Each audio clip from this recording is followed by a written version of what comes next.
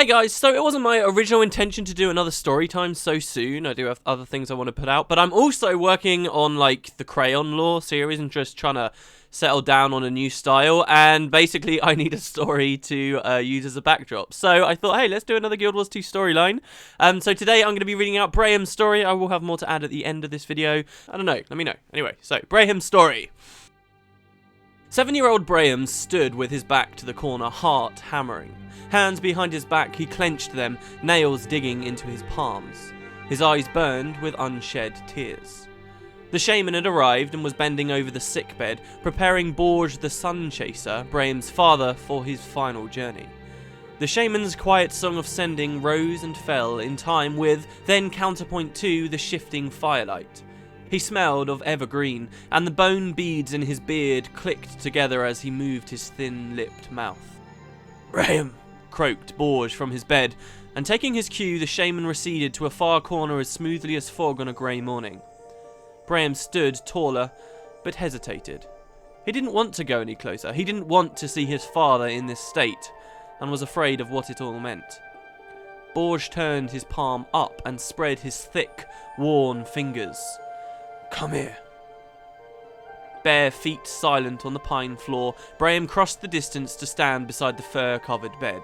He made every effort to sound strong as he said, "I'm here." He put his small hand on his father's arm.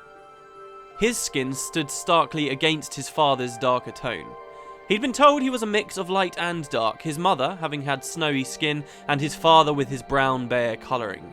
It had never bothered Bram until that moment, when he wished more than anything that he could blend more smoothly with his father, be more like him, the great warrior, the legendary hero, Bram's hero, who lay broken and failing upon his deathbed.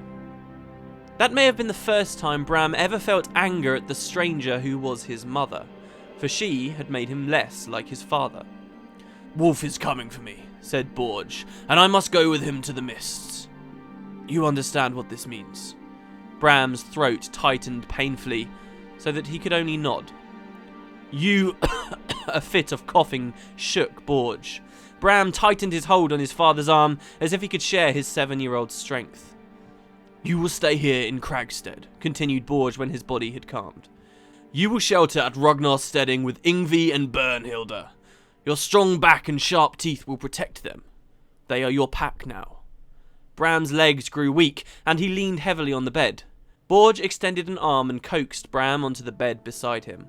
Bram lay as he had when he was an infant, curled against the fiery warmth of his father's bulk. The tears he had fought so hard spilled into the furs where he buried his face, and Borge's arm pulled him close. "Your mother's name is Ersterokin. Remember that, but I will tell you what I told Yngvi and Bernhilda. No one must send word to your mother that I am gone. I forbid it. She is capable of great things, as are you. She must not be tempted to stray from her path. Wolf walks beside her. But you mustn't worry. He walks beside you as well, my son. Never forget that." The ensuing silence was broken only by the crackling of the fire and the occasional rattle of the shaman's beads. Braham fell asleep against his father and awakened when someone lifted him from the bed and carried him away. His father had gone with Wolf.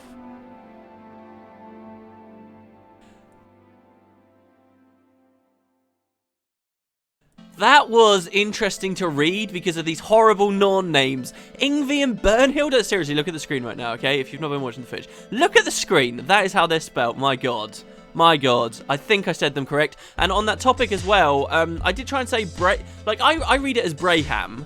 And it feels to me like the voice actors, when they say his name, they're just sort of saying Braham but quickly. But a lot of people insist that his name is pronounced Bram, like you ignore the AH in the middle completely. So that's sort of how I read it there. Of course, this is the story of a Norn passing away. And considering death is sort of quite a core element to the Norn as a race. If you think about it, like the Norn are all about leaving a legacy once they're gone. They all know they're going to die, and most of what they do throughout their life is to try and continue being a presence on Tyria, continue being known, have stories and songs read and sung about them long after they're gone. Like, they're very motivated by death, I would say. And given that, we don't really see too much, you know, real situations of Norn dying. I get the impression that many Norn never have a send-off like Brahms' father did here. Most Norn die in like a hell fury out in the battlefield, and they're nothing but a mangled corpse because something's managed to slaughter them in the end. But no, here we actually get a Norn dying, you know, in the confines of his home or whatever. Very interesting. Also, there's all this history here, right? Esther Galkin, come on, she's a huge character. We didn't know anything about this. This was one of the best revelations the Living Story came out with, honestly.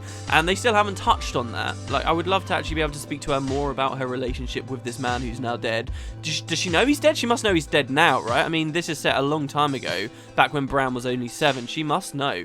I wonder what she was doing in her life at this time. This has to have been before Destiny's Edge happened, surely. And yet they knew she was significant at this point anyway?